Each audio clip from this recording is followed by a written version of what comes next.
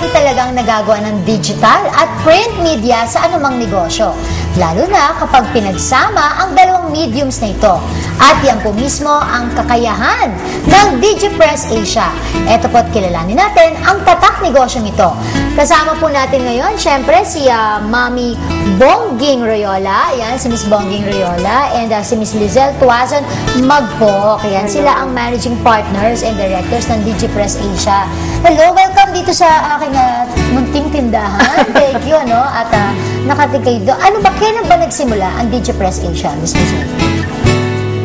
Actually, Bongging ang nagsimula nito eh. Yes. Simula ito, 1996 pa, yung printing business. But yung nag-team up kami ni Lizelle sa DigiPress, it's just, itong March 4 namin ni-launch, a Go Negosyo Show, actually. Okay. Pagkatapos, paano ba nag-work ang isang printing press business?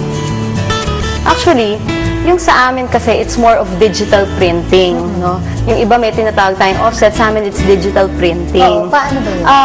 Yung sa amin kasi, yung recently launched namin na business line, ito na yung online photo book business, no? Wherein yung mga buyers, pwede na silang maggawa ng sarili nilang photo books, mga calendars, invitation cards, and then they just lay it out themselves. Meron namang templates na, dinadrag na lang nila yon. And then automatic yon pag nag-order na sila, nagsisend na yon for printing. Online business ito kasi. So, katulad nga ito, ng mga samples dito, ano? So, ano yung difference nitong negosyong ito doon sa ibang digi-print business? Tingin nyo, ano yung unique sa inyo? Ang unique kasi sa amin is that itong negosyo na to ay share din namin sa iba. Gumawa kami ng isang online business platform na ang ibang mga tao pwede rin nilang gawin itong negosyo na to as a home-based business. Oo nga, so tumutulong kayo sa mga small scale na negosyo, ano? Kasi if you will start yung negosyo na to, malaki talaga yung investment. As in, malaki, and it can, hindi kakayanin na alam mo yun, gusto mo mag-printing business, lahat na lang pwedeng pumasok. Pero maraming tao ang may mga magagandang ideas, creative din, and gusto nilang mapasok. Lalo na ngayon, usong-uso yung mga pictures. Yes. Diba? Maraming tao gusto nila lagi personalized yung mga albums nila, yung mga gamit nila.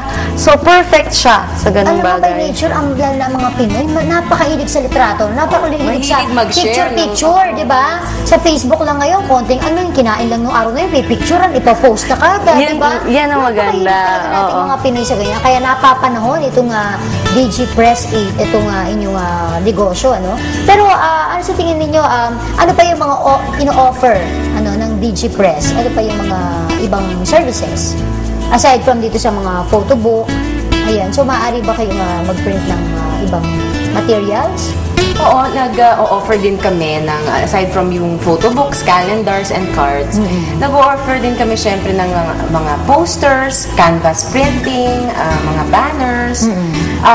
At the same time, we also offer mga business cards, mga brochures, flyers. Lahat yan pwedeng i-personalize. At hindi kailangan maramihan ang orderin. At ano naman ibig sabihin ng objective nyo na parentpreneur? At saka youngpreneur. Ako kasi, sinimulan ko yung negosyo ng digital printing nung college pa ako. So, nung time na yon ako ay isang youngpreneur. Dahil maski estudyante pa lang ako, nagnenegosyo na rin ako. So, very enterprising na, no? Kaya ngayon naman, 15 years after, ako naman ngayon ay naging isang parentpreneur. Saka nowadays, no, lagi nating sinasabi walang mga trabaho agad, wala kang mapasukan. Ang daming college graduates na hindi nakakapasok sa trabaho kaagad. Pag inisip mo yung investment na gagawin nila dito, no, na ilalagay nila, pwede kayong maggrupo, magkakaklase, no? And then, pwede kayong gumawa kaagad nitong home-based online business. So, ipopromote natin siya na kahit mga bata pa lang, youngpreneur pa lang talaga sila, pwede na silang magsariling negosyo. Bongging, since ikaw isa sa mga pioneers nitong DigiPress Asia, so far, ano yung pinakamatinding pagsubok na pinagdaanan nitong negosyo nila? Siyempre, kasi sa kahit anong negosyo talaga, hindi lang naman yung initial investment mo ang hahagilapin mo eh. Minsan din, kailangan mo syempre pag-isipan yung pampasweldo mo, yung pangrenta mo, at dami pang ibang gastos at dapat ilabas bago mo pa ma-achieve yung gusto mong ma-achieve.